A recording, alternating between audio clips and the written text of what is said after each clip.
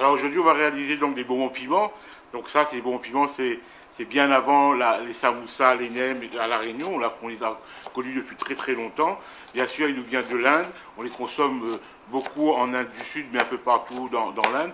Et les Réunionnais, lorsqu'ils sont arrivés, les Réunionnais d'origine indienne, lorsqu'ils sont arrivés à La Réunion, ben, ils ont fait comme les premières préparations qu'on pouvait manger en dehors du repas facilement, c'était les bonbons piments. Alors bien sûr, on les retrouvait au temple aussi parce que ça faisait partie des offrandes qu'on offrait aux dieux pendant les cérémonies et on les partageait avec les fidèles ensuite. Aujourd'hui, le bonbon piment est devenu, je veux dire, populaire. On le rencontre un peu partout. Traditionnellement, il se fait avec des pois du Cap. Alors aujourd'hui, on peut le réaliser avec d'autres graines, on peut le réaliser avec des graines de pois chiches ou d'autres variétés de soja, mais la recette traditionnelle, celle qu'on va réaliser aujourd'hui, est faite à base de pois du Cap. Alors ces pois du Cap, on va les laisser tremper toute une nuit dans beaucoup d'eau, dans un grand récipient avec de l'eau, et le lendemain, on va donc enlever la peau, on va dépioter comme on dit, on va enlever la peau sur les pois du Cap, et on va bien sûr jeter cette peau et on va récupérer ces grains qu'on va réduire en purée. Alors là, il y a plusieurs possibilités. On peut avoir, comme autrefois, faire dans des grands pilons en bois ou des grands pilons en roche. Mais aujourd'hui, pour faire plus vite, tout le monde utilise un moulin.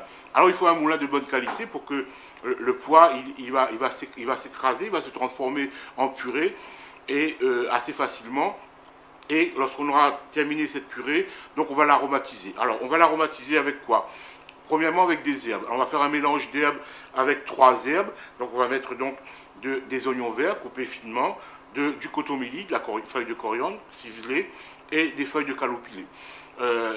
Dans certaines familles, on rajoute des feuilles de menthe, mais traditionnellement, on met plutôt du cotomili et surtout des oignons verts. On va ensuite rajouter donc des épices. Alors bien sûr les épices, 2 épices, on va rajouter le curcuma bien sûr pour la couleur et pour le goût du cumin. Alors on va prendre des graines de cumin qu'on va réduire en poudre fine et on va assaisonner nos bonbons piments avec le curcuma et le cumin. Et on va rajouter aussi pour le goût un petit peu de piment, du sel bien sûr et du gingembre.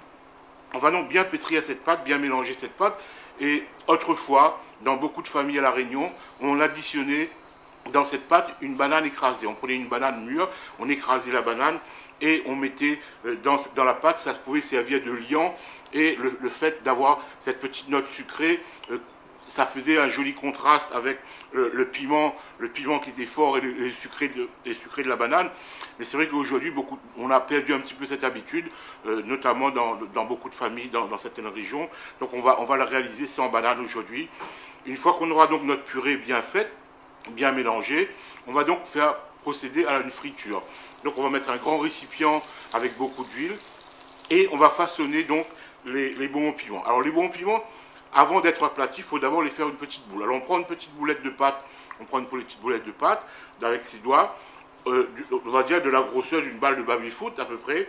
On va la poser dans sa main légèrement humide, ou mieux, on prend donc une feuille de bananier, on la découpe en petits carrés et on met le carré de feuille dans la main et on pose le mélange, la boulette sur la paume de la main ou sur la feuille de banane.